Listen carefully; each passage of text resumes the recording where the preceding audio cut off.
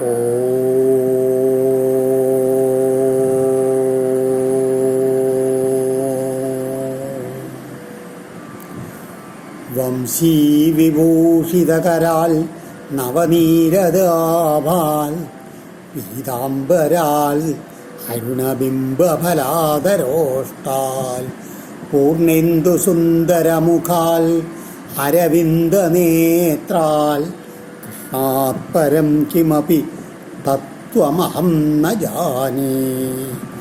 ഓം നമോ ഭഗവതേ വാസുദേവായ. ഓം നമോ നാരായണായ. സദ്ഗുരുഭ്യോ നമഃ. ശ്രീമദ്ഭാഗവതം ദശമസ്കന്ധം പൂർവാർദ്ധം പഞ്ചത്രിംശോധ്യായ 35-ാമത്തെ അധ്യായം. ഈ അധ്യായത്തിന് ഗോപികായുഗളഗീതം എന്നാണ് പേര്. അതായത് 2 ഗോപികമാർ ചേർന്ന് പാടുന്ന ഒരു ഗാനം എന്നുള്ള രീതിയിൽ.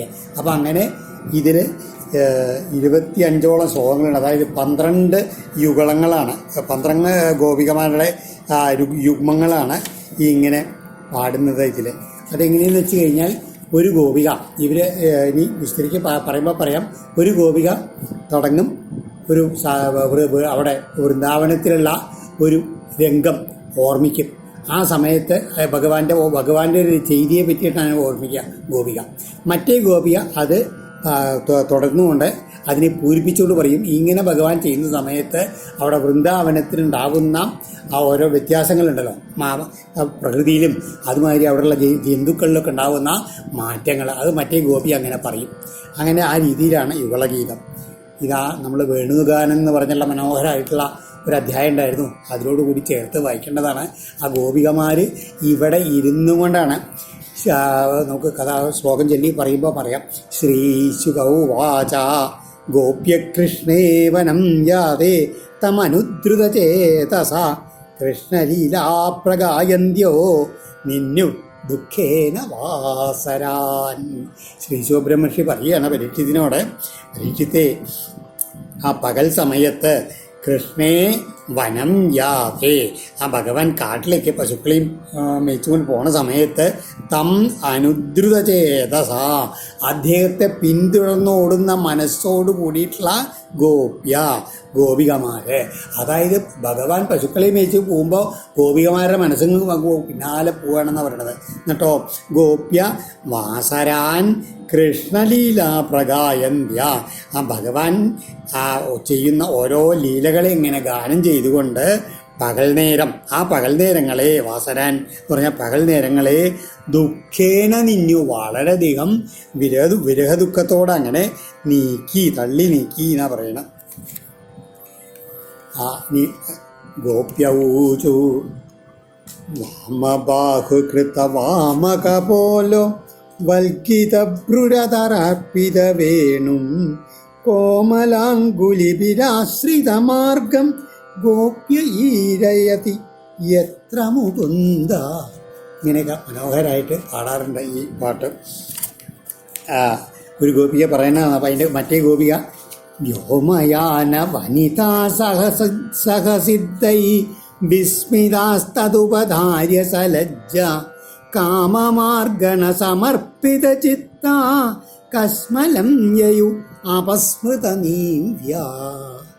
ഇങ്ങനെ 2 ഗോപികമാരെന്താണ്, ആദ്യത്തെ ഗോപിക പറയാണ്, ഏ ഗോപ്യ, അല്ലയോ ഗോപികമാരെ, മുകുന്ദ ശ്രീകൃഷ്ണൻ വാമബാഹുകൃത വാമകപോല, ഇടത്തെ തോളിലേക്ക് ചായച്ചു വെക്കപ്പെട്ട തൻ്റെ ഇടത്തെ കവിൾത്തടത്തോടു കൂടിയവനായും വൽഗിത ഭ്രൂ ഇളകുന്ന പുരികക്കൊടികളോട് കൂടിയവനായും കോമള അങ്കുലിഭി ആശ്രിതമാർഗം, ആ തൻ്റെ ഓമനത്വമുള്ള കൈവിരലുകളെ കൊണ്ട് ആ ഓടക്കുഴലിൻ്റെ ആ സുഷിരങ്ങളിൽ അങ്ങനെ പ്രവർത്തിച്ചുകൊണ്ടും എന്നിട്ടോ അതരാർപ്പിത വേണും, ആ തൻ്റെ ചുണ്ടിൽ ചേർത്ത് പിടിച്ചുള്ള ഓടക്കുഴലിനെ എത്ര ഈരയതി, എപ്പോൾ വിളിക്കാൻ തുടങ്ങുന്നുവോ എന്നാണ് ആദ്യത്തെ ഗോപികയുടെ ആ ധ്യാനം. ആ ഭഗവാൻ തൻ്റെ ഇടത്തെ ചുള്ളിൽ കവിളും വെച്ചുകൊണ്ട് ആ ഓടക്കുഴലിൽ മനോഹരമായിട്ടുള്ള നാദങ്ങൾ അങ്ങനെ പുറപ്പെടുവിക്കണ സമയത്ത്, അപ്പോൾ ഈ തമനുദ്രുത ചേതസ എന്ന് ആദ്യത്തെ ശ്ലോകത്തിൽ പറഞ്ഞിട്ടുണ്ട്. അതായത് അവർ മനസ്സിൽ കണ്ട കൃഷ്ണനെ കൂടെയാണ്. അപ്പോൾ അവിടെ എന്താ നടക്കുന്നത് ഇങ്ങനെ കണ്ടുകൊണ്ടാണ് പറയുന്നത്. ശ്രീധരാചാര്യ പറയുകയാണ് ഇങ്ങനെ ഓരോ ശ്ലോകത്തിൻ്റെയും ഇടയിൽ എങ്ങനെ നിൽക്കണമെന്ന് വെച്ചാൽ അങ്ങനെ അപ്പോഴേക്കും ആ ഗോപിയയ്ക്ക് പറയാൻ പറ്റാണ്ട് ഏവം ഭൂതസ്യ കൃഷ്ണസ്യ വിരഹം കഥം സഹാമാ എന്നാണ്. അതായത് ഇങ്ങനെയുള്ള പറയുമ്പോഴേക്കും ഇങ്ങനെയുള്ള കൃഷ്ണനെ എങ്ങനെയാണ് നമ്മൾ പിരിഞ്ഞിരിക്കുക ആ ഗോപിക പറയും. അപ്പോൾ ആ ഗോപിക്ക് മുഴുവനാക്കാൻ പറ്റാത്തപ്പോഴാണ് രണ്ടാമത്തെ ഗോപിക തുടങ്ങുക. ആ ഗോപിക്കും ആ അർത്ഥം പറയുമ്പോഴേക്കും ആ ഗോപിക്കും വല്ലാണ്ട് ക്ഷീണിച്ച് വിരഹവേദന കൊണ്ട് വല്ലാണ്ട് ഇപ്പോൾ പിന്നീട് പറയാൻ അസക്തിയായി തീരും. അപ്പോൾ വേറൊരു ഗോപിക തുടങ്ങും. അങ്ങനെ ആ രീതിയിലാണ് ഈ യുഗളഗീതം പോകുന്നത് എന്നാണ് ശ്രീധരാചാര്യ പറയുന്നത്. അപ്പോൾ പറഞ്ഞില്ലേ അങ്ങനെ ആ ഓടക്കുഴൽ വിളിക്കുന്ന സമയത്ത് എന്താണ് ഉണ്ടാവുന്നത്? വ്യോമയാന വനിതാ സിദ്ധൈ സഹ ആകാശസഞ്ചാരികളായിട്ടുള്ള ദേവിമാര് അവരവരുടെ ഭർത്താക്കന്മാരായിട്ടുള്ള സിദ്ധന്മാരോടുകൂടി തത് ഉപധാര്യ അത് കേട്ടിട്ട് വിസ്മിതകളും ലജ്ജിതകളും കാമമാർഗണ സമർപ്പിത ചിത്ത കാമബാണങ്ങൾക്ക് സമർപ്പിക്കപ്പെട്ട ഹൃദയത്തോടു കൂടിയവരുമായിട്ട് അവസ്മൃതനീവ്യ കസ്മലം യയു അവരങ്ങനെ അത്ഭുതപ്പെട്ട് സ്തംഭിച്ച് ആ മോഹിച്ചങ്ങനെ ഇരിക്കുന്ന അവർ തങ്ങളുടെ ആ വസ്ത്രങ്ങളെ മടിക്കുത്തഴിഞ്ഞ് വീടുന്നു കൂടി അറിയാണ്ട് അവരങ്ങനെ വ്യാമോഹിക്കപ്പെട്ട് നിന്നു എന്ന് പറയുകയാണ് രണ്ടാമത്തെ ഗോപിക. ഇനി അപ്പോഴേക്കും വേറൊരു ഗോപിക പറയാണ് അന്തചിത്രം അബലാശൃണുതേദം ആരഹാസ ഉരസിസ്ഥിര വിദ്യുൽ നന്ദസൂനുരയമാർത്തജനാനം നർമ്മദോ യർഹി കോജിത വേണു. അബല അല്ലയോ സ്ത്രീജനങ്ങളെ ശൃണുത കേട്ടാലെന്നാണ്. ഇതം ചിത്രം ഇതൊരു ചിത്രത്തിൽ വരച്ചു വെച്ച മാതിരിയാണ്. ഹന്ത ആശ്ചര്യാവകമായിട്ടുള്ള ഒരു ചിത്രം തന്നെയാണ്. എന്താണ്? ഹാരഹാസ അതായത് മുത്തുമണിക്കൊത്ത മന്ദഹാസം തൂകുന്നവനും ഉരസി സ്ഥിര വിദ്യുൽ തൻ്റെ തിരുമാറിൽ ഇളക്കമില്ലാത്ത മിന്നൽ പിളരിനെ പോലുള്ള ശ്രീ മഹാലക്ഷ്മിയോട് കൂടിയുള്ള അയം നന്ദസൂനു ഈ നന്ദകുമാരൻ യരിഹി എപ്പോഴാണോ ആർത്തജനാനാം നർമ്മദ ദുഃഖിതരായിട്ടുള്ള എല്ലാവർക്കും സുഖമേകിക്കൊണ്ട് കൂജിത വേണു ഓടക്കുഴൽ ഊതുന്നത് അപ്പോൾ അടുത്ത ഗോപിക പറയാണ് വൃന്ദശോ വ്രജവൃഷാമൃഗാവോ വേണുവാദ്യഹൃതചേതസാരൽ ദന്തദഷ്ട കവളാധൃതകർണ നിദ്രിത ലിഖിത ചിത്രമൈവാസൻ. അതാണ് ആ ചിത്രം എന്ന് പറയുന്നത്. എന്താണോ?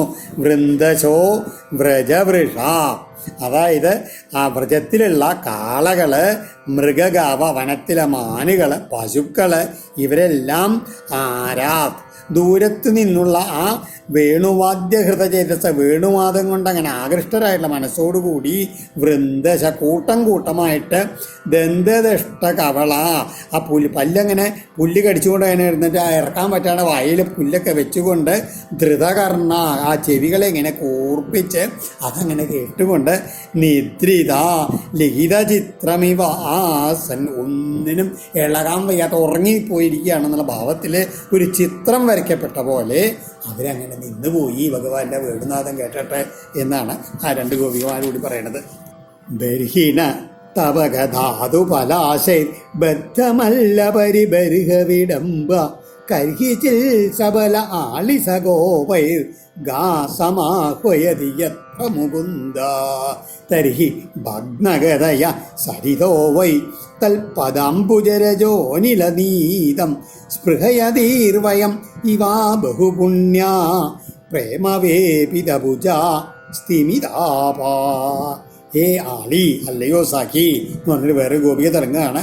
സബല സമുകുന്ദ ബലരാമസഹിതനായിട്ടുള്ള ഭഗവാൻ ബർഹിണസ്തപകധാതുപലാശൈ മയിൽപ്പീലി മണയോല തളിരങ്ങനെ ഈ പല രീതിയിലെല്ലാം ആ വേഷം കെട്ടി ബദ്ധമല്ല പരിബരുഹ വിടംബ ആ മല്ലന്മാരെ മാരി അനുകരിക്കുന്നവനായിട്ട് ഗോപൈ കരിഹിജിൽ ഗോപന്മാരോടുകൂടി എപ്പോഴാണ് എവിടെ വെച്ച് പശുക്കളെ സമാഹോയതി വിളിച്ചു വരുത്തുന്നത് ഓടക്കൊല്ലി വിളിച്ചുകൊണ്ട് പശുക്കളെ വിളിക്കുകയാണ്. ആ സമയത്ത് സരിത വൈ ആ എന്താണ് നദികൾ പോലും ഭഗ്നഗതയാ ഒഴുക്കൊക്കെ പെട്ടെന്ന് അങ്ങോട്ട് നിലച്ചിട്ട് സ്ഥിമിതാവ ജലമൊക്കെ നിശ്ചലായിട്ട് പ്രേമവേപിതഭുജ ആ തങ്ങളുടെ പ്രേമം കൊണ്ട് വിറചേർന്ന ആ തിരുമാലകളാകുന്ന കൈകളോട് കൂടിയിട്ട് അനിലനീതം കാറ്റിനാൽ ആനയിക്കപ്പെട്ടത്തൽ പദാംബുജരജ ആ ഭഗവാന്റെ ശ്രീപാദ കമലത്തിലെ പരാഗത്തെ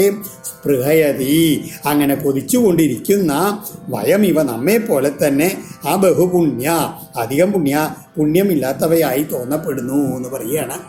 എന്താ അവിടെ ഗോപികമാർ പറയണത്? നദികളും അതെ തിരമാലകളെ കൊണ്ട് ഭഗവാന്റെ പാദങ്ങളെ ഇങ്ങനെ ആശ്ലേഷിക്കണം എന്ന് അവർക്ക് ആഗ്രഹമുണ്ട്, അവരങ്ങോട്ട് എത്തണില്ല. അതാണ് അവർക്കും അധികം പുണ്യമില്ലാത്തവരായിട്ട് തോന്നുന്നു. നമ്മളേമാതിരി നമ്മളും അങ്ങനെയല്ലേ ഇവിടെ ഇരുന്ന് ഭഗവാനെ പറ്റി ചിന്തിക്കില്ലേ, ഭഗവാന്റെ ആ പാദരജസ് നമുക്ക് കിട്ടില്ലല്ലോ. അതുമാതിരി നമ്മുടെ മാതിരി തന്നെയാണ് ആ നദികളും നിർഭാഗ്യവതികളാണ് എന്ന് അവരങ്ങനെ സങ്കല്പിക്കുകയാണ്.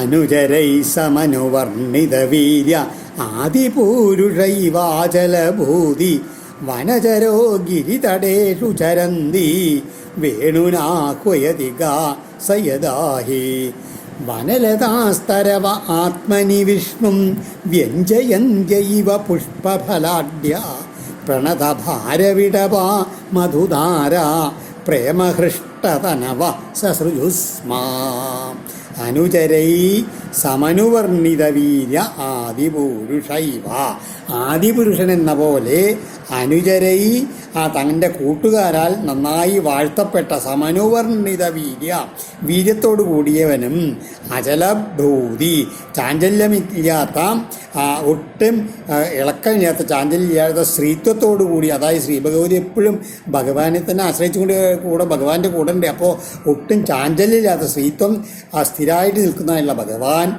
സ വനചര കാട്ടിൽ സഞ്ചരിച്ചുകൊണ്ട് ഗിരിതടേഷു പർവ്വത താഴ്വരങ്ങളിലെ ചരന്തി മേയുന്ന പശുക്കളെ വേണുനാ യദാഹി ആഹ്വയതി എപ്പോൾ തൻ്റെ വേണുഗാനത്താൽ വിളിച്ചു വരുത്തുന്നുവോ ആ സമയത്ത്. അപ്പോൾ മറ്റേ ഗോപിക പറയുക രണ്ടാമത്തെ ഗോപിക പറയുകയാണ് വനലത ആ സമയത്ത് കാട്ടിലെ വള്ളികളും തരവ വൃക്ഷങ്ങളും ആത്മനി വിഷ്ണു വ്യഞ്ജയന്ത്യൈവ തങ്ങളിൽ വ്യാപിച്ചിരിക്കുന്ന ആ പരമാനന്ദത്തെ ആ വിഷ്ണു എന്നുള്ളതിന് വ്യാപിച്ചിരിക്കുന്നതാണ് അവിടെ അർത്ഥം.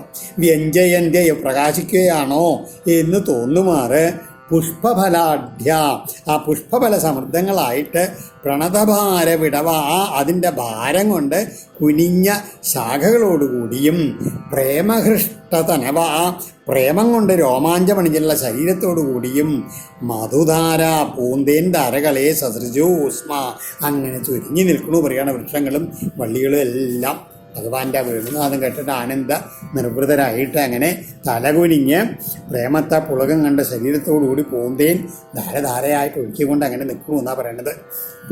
ദർശനീയ തിലകോ വനമാല ദിവ്യഗന്ധ തുളസീ മധുമത്തൈ അളികുലൈർ അലകുഗീതമഭീഷ്ടം ആദ്രിയന്യർഹി സന്ധിതവേണു സരസി സാരസഹംസവിഗംഗ ചാരുഗീതഹൃതചേതസ ഏത്യ ഹരിമുപാസതേ യതചിത്ത ഹന്തമീലിതദൃശോ ധൃതമൗന.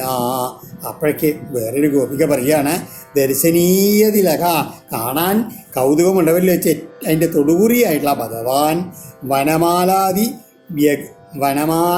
വനമാല ദിവ്യഗന്ധ തുളസി മധുമത്തൈ ആ വനമാലയിലുള്ള ആ തുളസിപ്പൂവിൻ്റെ ദിവ്യ സൗരഭ്യം ഇങ്ങനെ കുടിച്ചിട്ട് മതിച്ചുള്ള അളികുലൈ വണ്ടുകളുടെ സമൂഹത്താൽ മൂളപ്പെടുന്ന അലഘു അഭീഷ്ടം ഗീതം ഒട്ടും നിസ്സാരമല്ലാത്തതും ആഗ്രഹിക്കത്തക്കതുമായ ആ ഗീതത്തെ ആദ്രിയൻ മാനിച്ചുകൊണ്ട്, അതായത് വണ്ടുകളുടെ നാദത്തിനെ ഇങ്ങനെ മാനിച്ചുകൊണ്ട് എരിഹി സന്ധിത വേണു എപ്പോൾ ആ ഓടക്കൊള്ള ഇങ്ങനെ ചുണ്ടിൽ വയ്ക്കുന്നുവോ അതിനൊപ്പം മൂളാൻ വേണ്ടിയിട്ട് അപ്പോൾ സരസി തടാകത്തിൽ സാരസഹംസ വിഹംഗ ആ സാരസങ്ങളെ ഹംസങ്ങളെ തുടങ്ങിയുള്ള പക്ഷികളൊക്കെ ചാരുഗീതഹൃത ചേതസ മനോഹരങ്ങളായിട്ടുള്ള ഗീതങ്ങളാൽ ആകർഷിക്കപ്പെട്ടുള്ള മനസ്സോടുകൂടിയവയായിട്ട് ഏത്യ സമീപത്ത് വന്ന് യഥചിത്ത ഏകാഗ്രമാക്കപ്പെട്ട മനസ്സോടു കൂടിയിട്ട് ധൃതമൗന ആ മൗനം ആചരിച്ചുകൊണ്ട്, അതായത് നിശബ്ദകളായിട്ട് മീലിത ദൃശ്യ കണ്ണടച്ചുകൊണ്ട് തേ ഹരിം ഉപാസദാഹം. അവരങ്ങനെ ഭഗവാനെ ഉപാസിച്ചു കൊണ്ടിരിക്കുന്നുണ്ട്. അത്ഭുതം തന്നെയെന്ന് രണ്ടാമത്തെ ഗോപിക പറയുക. അങ്ങനെ ഒരു ഗോപിക അമർന്നിൽ ഭഗവാന്റെ വേണുഗാനം കേട്ട സമയത്ത് ഇങ്ങനെയാണ് ആ വണ്ടുകളുടെ നാദത്തിന് അനുസൃതമായിട്ട് ഇങ്ങനെ മൂളിക്കൊണ്ടാണ് ആ ഭഗവാന്റെ വേണുനാദം.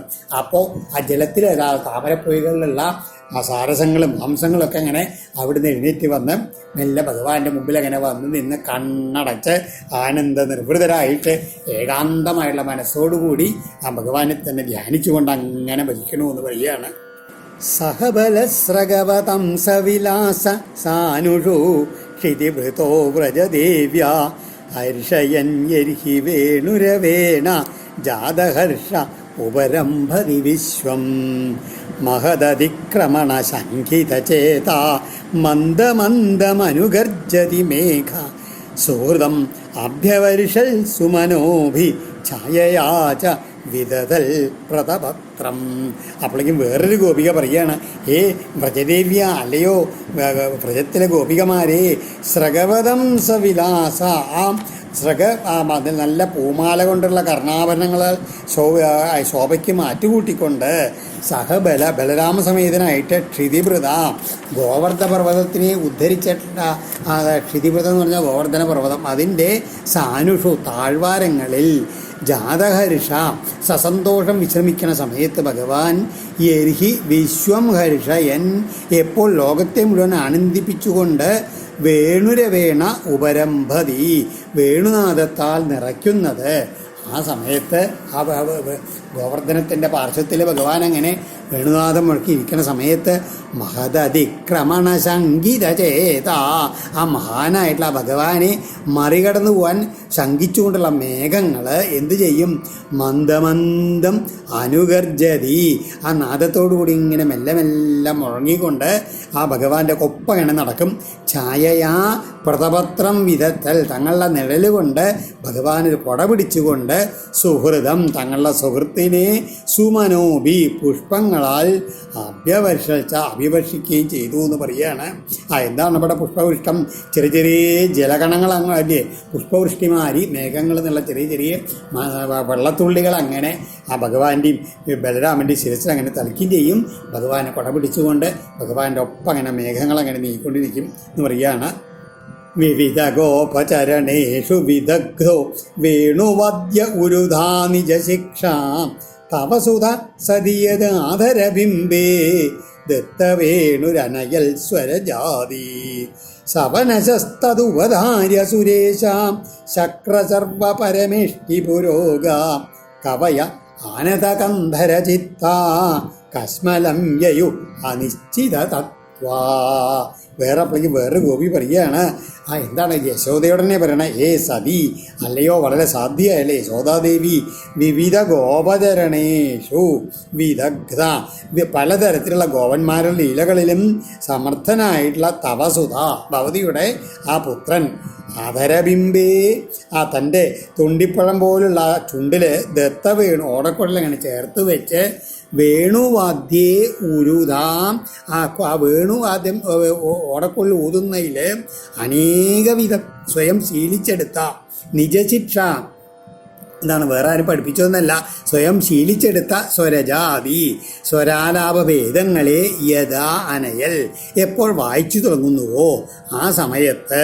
അപ്പോഴേക്കും മറ്റേ ഗോപി പറയാണ്, ശക്രസർവ പരമേഷ്ടി പുരോഗ, ഇന്ദ്രൻ, പരമേശ്വരൻ, ബ്രഹ്മാവ് മുതലായിട്ടുള്ള സുരേശ ദേവശ്രേഷ്ഠന്മാർ തൽസവനശ, അവർ അതിനെ തുടരെ സവനശ തുടരെ ആനന്ദകന്ധര ചിത്ത, ആ മനസ്സ് കൊടുത്തുകൊണ്ട് ഉപധാര്യ ശ്രദ്ധിച്ചു കേട്ട് കവയാം ക്രാന്തദർശികളായിട്ട് കൂടി അനിശ്ചിത തത്വം, അതിൻ്റെ സ്വരഭേദത്തിൻ്റെ തത്വം നിർണയിക്കാനാവാതെ കസ്മലം യയു കുഴങ്ങിപ്പോയി എന്ന് പറയുകയാണ്. അതായത് അപാര സ്വരജ്ഞാനമുള്ളവരാണെങ്കിൽ കൂടിയിട്ട് അവർക്ക് ആർക്കും ഈ ഭഗവാന്റെ സംഗീതത്തിൻ്റെ മഹത്വം ആ സ്വരഗതികളെ നിന്നും പിടികിട്ടാണ്ട് അവരാകെ അങ്ങനെ കുഴങ്ങിയിരിക്കുകയാണെന്നാണ് ആ ഗോപിക പറയണത്.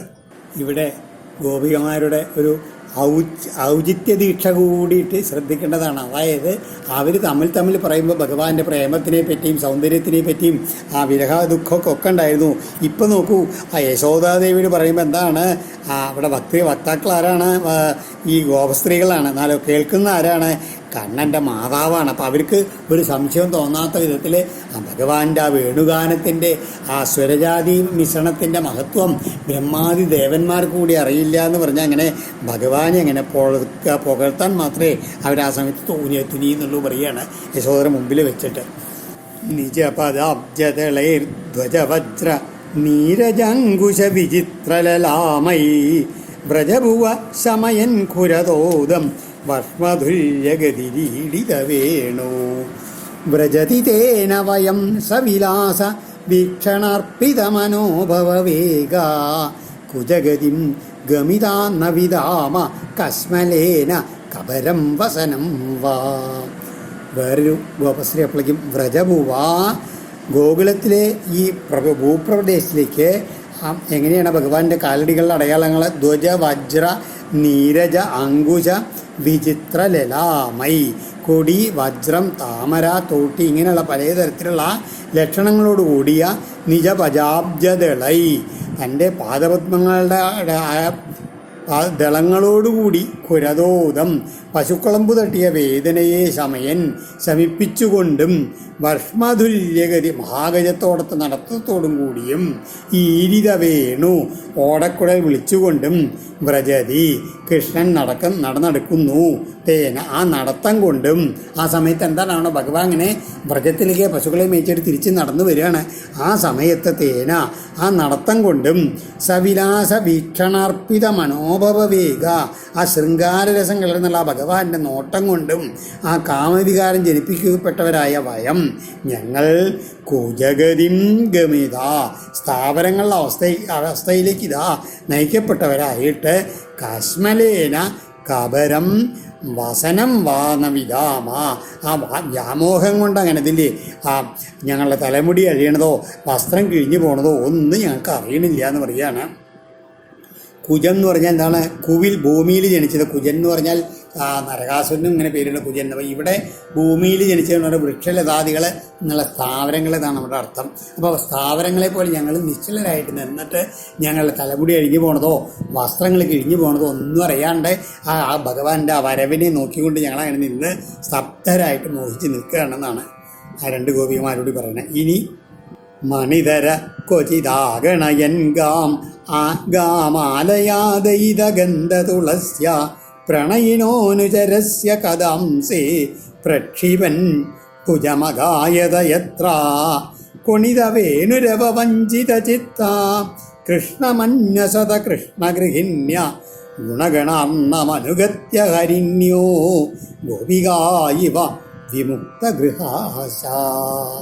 അപ്പോഴേക്കും വേറൊരു ഗോപിക പറയുകയാണ്, ദയിതഗന്ധ തുളസ്യാമലയ, തനിക്ക് വളരെ ഇഷ്ടപ്പെട്ടുള്ള തുളസിമാലയോട് കൂടിയതും കൊച്ചിൽ ഗാ ആഗണയൻ, ആ ചിലപ്പോൾ പശുക്കളെ എണ്ണി കണക്കാൻ ഉതകുന്ന മണിതര മുത്തുമണികൾ അങ്ങനെ കോർത്ത മാലയോടും ആ മുത്തുകളൊക്കെ മണികളൊക്കെ അങ്ങനെ കോർത്തുള്ള മാല കയ്യിൽ വെച്ചിരിക്കുക. ചിലപ്പോൾ പശുക്കുട്ടികളുടെ കഴുത്തിലെ മണി അഴിഞ്ഞു പോയി ചില അത് വീണ്ടും കെട്ടും അത് തിരിച്ചറിയാൻ വേണ്ടിയിട്ട്.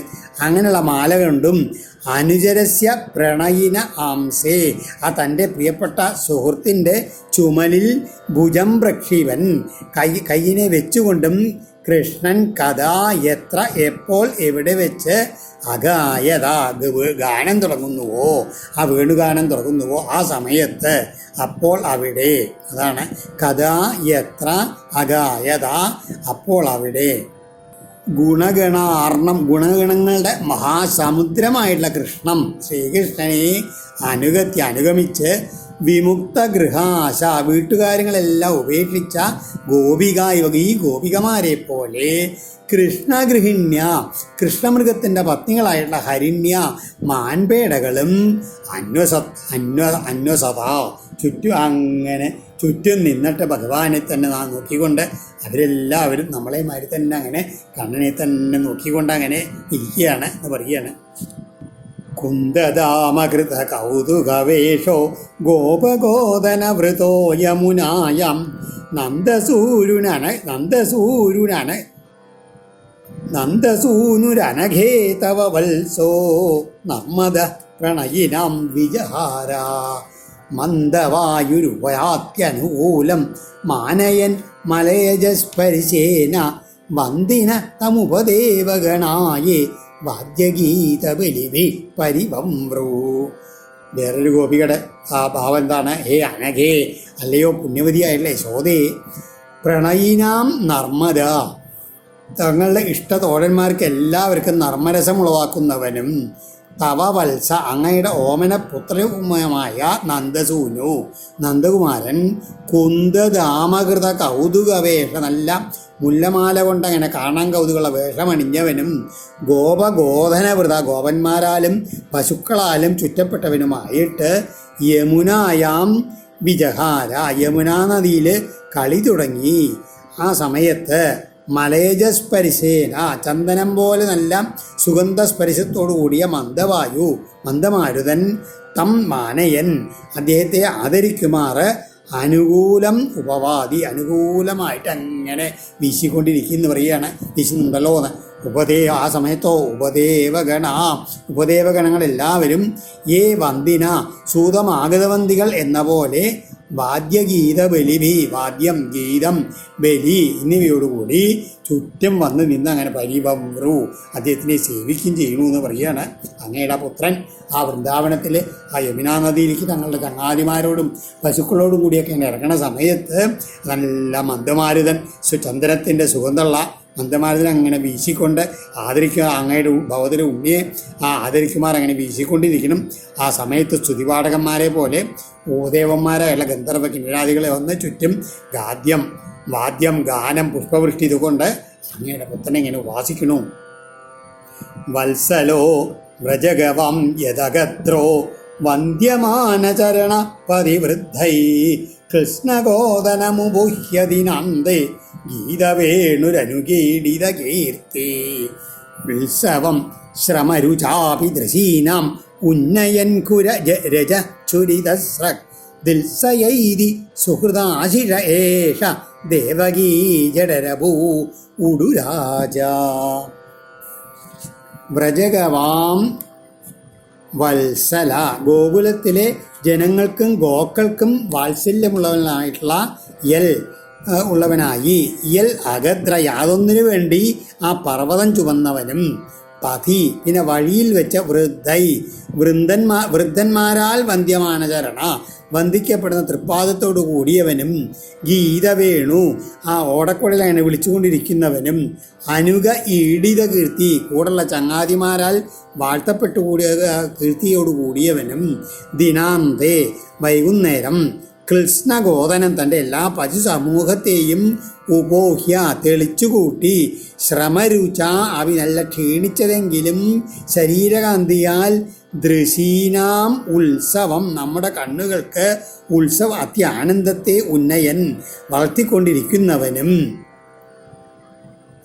ഖുരരജ ചുരിതസ്രക്, പശുക്കളുടെ ആ കുളമ്പ് തട്ടിപ്പൊന്തിയുള്ള മൺപൊടി പൂണ്ട വനമാല അണിഞ്ഞവനും, ദേവകീജടരഭൂ, ദേവകീദേവിയുടെ ഗർഭത്തിൽ ജനിച്ചവനുമായ ഏഷ, ഈ ഉടുരാജ, ഈ ചന്ദ്രൻ, ഈ കൃഷ്ണചന്ദ്രൻ, സുഹൃദാശിഷ, സുഹൃത്തുക്കളുടെ ആഗ്രഹങ്ങളെ ദിൽസയാ ഏതി, നിർവഹിപ്പാനായിട്ട് അങ്ങനെ വന്നുകൊണ്ടിരിക്കുന്നു എന്ന് പറയുകയാണ്. എന്താണ് ഇവിടെ ഈ ഗോകുലവാസികളോടും അതുമാതിരി ഗോക്കളോടും കൂടിയിട്ടുള്ള വാത്സല്യാതിരയം കൊണ്ടാണ് ഭഗവാൻ അവരെ സംരക്ഷിക്കാൻ വേണ്ടി ആ ഗോവർദ്ധന പർവ്വതം തന്നെ ചുമന്നത്. അദ്ദേഹം എന്താ അങ്ങനെ തിരിച്ചു വരികയാണെന്ന് കണ്ടപ്പോൾ ആ ഒരു ഗോപിക കറങ്ങുമ്പോഴേക്കും മറ്റേ ഗോപി കൂടെ കൂടി ഇത് രണ്ടാളും കൂടിയിട്ടാണ് പറയണത്. വഴിയിൽ വെച്ച് ജ്ഞാനവൃദ്ധന്മാർ, വയോവൃദ്ധന്മാരായിട്ടുള്ള ബ്രഹ്മാദി ദേവന്മാരെല്ലാവരും വന്ദിച്ചിട്ടുണ്ട്. ഇപ്പോൾ ആ കൂട്ടുകാർ വാഴ്ത്തുന്നുണ്ട്. അങ്ങനെ സമയം കിട്ടുമ്പോഴെല്ലാം വീണ് ഗാനം ചെയ്ത് സന്ധ്യ ആകാറായാൽ ഇതാ തിരിച്ചങ്ങോട്ട് എത്തുകയാണ്. പശുക്കളെ എല്ലാം തെളിച്ച് വരുന്നുണ്ട്, ക്ഷീണം ബാധിച്ചിട്ടുണ്ട്. എങ്കിൽ കൂടിയിട്ട് ആ കണ്ണുകൾക്ക് ആ ഉത്സവപ്രതീതി ഒട്ടും വിട്ടുമാറിയില്ല എന്ന് പറയുകയാണ്. എന്നിട്ടോ പശുക്കളുടെ കുളമ്പടി കൊണ്ട് തൻ്റെ ആ വനമാല മുഴുവൻ അങ്ങനെ പൊടി വിടണ്ടിട്ടുള്ള ആ ദേവകീപുത്രനായിട്ടുള്ള കൃഷ്ണചന്ദ്രൻ ആ തങ്ങളുടെ സുഹൃത്തുക്കളെല്ലാവരുടെയും ഇഷ്ടത്തെ നിർവഹിപ്പാനായിട്ട് ഇതാ അങ്ങനെ വന്നുകൊണ്ടിരിക്കണു എന്നാണ്. സന്ധ്യാസമയത്താണ് അതാണ് ഉടുരാജൻ, ചന്ദ്രൻ ഉദിക്കില്ലേ, അതുമാതിരിയാണ് ഭഗവാന്റെ വരവ് എന്നാണ്. അപ്പോഴേക്കും മതവികുർണിതലോചന ഈശൽ മാനദസ്വസുഹൃദം വനമാലി ബദര പാണ്ഡുവദനോ മൃദുഗണ്ഡം മണ്ഡയൻ കനകകുണ്ടലലക്ഷ്മ്യാ യദുപതിർ ദ്വിരഥരാജവിഹാരോ യാമിനീപതിരിവൈഷദിനന്ദേ മുദിതവക്ത്ര ഉപയാതി ദുരന്തം മോചയൻ വ്രജഗവാം ദിനതാപം. ഈ അടുത്ത രണ്ട് ഗോപികമാരും ആ ഭഗവാന്റെ തിരിച്ചു പറഞ്ഞ് ആ വരവിനെ തന്നെയാണ് അതിനെ വർണ്ണിക്കുന്നത്. ഈശൽ മതവികുർണിതലോചന, അല്പം ആ മതം കൊണ്ടങ്ങനെ ചുഴലുന്ന നേത്രങ്ങളോട് കൂടിയവനും, ബദര പാണ്ഡുവദന, ആ നല്ല പഴുത്തു തുടങ്ങിയില്ല ലന്തപ്പഴം പോലുള്ള തിരുമുഖത്തോടു കൂടിയവനും, മൃദുഗണ്ഡം മാർദ്ദവം ചേർന്ന കവിൾത്തടത്തെ കനകകുണ്ടല ലക്ഷ്മ്യാ മണ്ഡയൻ, തൻ്റെ സ്വർണ്ണകുണ്ടലങ്ങളുടെ ശോഭ കൊണ്ട് ആ മാർദ്ദവം ചെയ്യുന്ന കവിൾത്തടത്തെ മണ്ഡയൻ അലങ്കരിച്ചു കൊണ്ടുവരുന്നവനും, വനമാലി വനമാല അണിഞ്ഞവനും, സ്വസുഹൃതാം മാനദ തൻ്റെ സുഹൃത്തുക്കൾക്ക് ബഹുമാനം നൽകുന്നവനും, ദ്വിരഥരാജവിഹാര ഒരു ഗജരാജൻ്റെ പോലുള്ള ഗമനത്തോടു കൂടിയവനും, മുദിതവക്ത്ര മുഖപ്രസാദത്തോടെ ദിനാന്തേ സന്ധ്യയാകാവുന്ന സമയത്ത് ആ ദിനത പകൽച്ചൂടിനെ മോചയൻ അകറ്റിക്കൊണ്ട് യാമിനീപതി ചന്ദ്രൻ എങ്ങനെ ഉദിച്ചു വരുന്നുവോ അതുമാതിരി ഇവ വ്രജഗവാം ഗോകുലത്തിലെ പശുക്കളെ പോലുള്ള നമ്മുടെ ദുരന്തം, ഈ അസഹ്യതയെ ഇല്ലാതാക്കാൻ ഏഷ യദുപതി ആ യാദവശ്രേഷ്ഠൻ, ഈ യാദവശ്രേഷ്ഠൻ ഉപയാതി ഇതാ വന്നു ചേരും. അവരങ്ങനെ വിഷമത്തോടു കൂടിയിട്ട് ആ മനോരാജ്യം കണ്ടിരിക്കുമ്പോഴേക്കും വൈകുന്നേരമായി എന്നാണ്. അപ്പോൾ ഭഗവാൻ ആ മനോഹരമായുള്ള രൂപത്തിൽ അവരുടെ കണ്ണിൻ്റെ മുമ്പിലേക്ക് അങ്ങനെ നടന്നു വരികയാണ്. ശ്രീശുഗോവാച ഏവം വ്രജസ്ത്രിയോ രാജൻ കൃഷ്ണലീലാനുഗായതീ രേമിരേഹസ്സു തച്ചിത്താ തന്മനസ്കാ മഹോദയാ. ശ്രീ സുബ്രഹ്മണ്യ പറയുകയാണ്, പരീക്ഷിത്തേ നോക്കൂ, എന്താണ് തച്ചിത്ത തന്മനസ്ക, അദ്ദേഹത്തിലെ ചിത്തവൃത്തികൾ അർപ്പിച്ചവരും അദ്ദേഹത്തെ മാത്രം മനസ്സിൽ വയ്ക്കുന്നവരും, മഹോദയ ഭാഗ്യവതികളുമായ ആ വ്രജസ്ത്രീയ ഗോകുല സ്ത്രീകൾ അഹസ്സു പകൽ സമയങ്ങളിൽ ഏവം ഇപ്രകാരം കൃഷ്ണലീലാനുഗായതി ശ്രീകൃഷ്ണലീലകളെ ഗാനം ചെയ്തുകൊണ്ട് രമിലേ അങ്ങനെ രമിച്ചിരുന്നു എന്ന് പറയുകയാണ്. അവരുടെ ചിത്തവൃത്തികളെ മുഴുവൻ ഭഗവാനിൽ അർപ്പിച്ചവരാണ് അവരെ മനസ്സിൽ ഭഗവാനല്ലാണ്ട് ആരുമില്ല. ഇതേ കാരണങ്ങളെ കൊണ്ടാണ് അവരെ മഹാഭാഗ്യശാലിനികളായി തീർന്നത് എന്ന് ശ്രീ സുബ്രഹ്മണ്യ പറഞ്ഞത്. ആ ഗോപികമാർ പകൽ മുഴുവൻ ഇങ്ങനെ കൃഷ്ണലീലകളെ ഇങ്ങനെ പാടിക്കൊണ്ട് അതിൽ നിന്ന് ലഭിക്കുന്ന സന്തോഷം കൊണ്ട് അങ്ങനെ നിർവൃതകളായിട്ട് അങ്ങനെ കഴിഞ്ഞു. ഓം ശ്രീകൃഷ്ണാർപ്പണമസ്തു. ഇനി ശ്രീമദ് ഭാഗവതേ മഹാപുരാണേ പാരമഹംസ്യാം സംഹിതായാം ദശമസ്കന്ധേ പൂർവാർദ്ധേ വൃന്ദാവനക്രീഡായാം ഗോപികായുഗളഗീതം നാമ പഞ്ചത്രിംശോധ്യായ സർവത്ര ഗോവിന്ദനാമ സങ്കീർത്തനം. ഗോവിന്ദ ഗോവിന്ദ.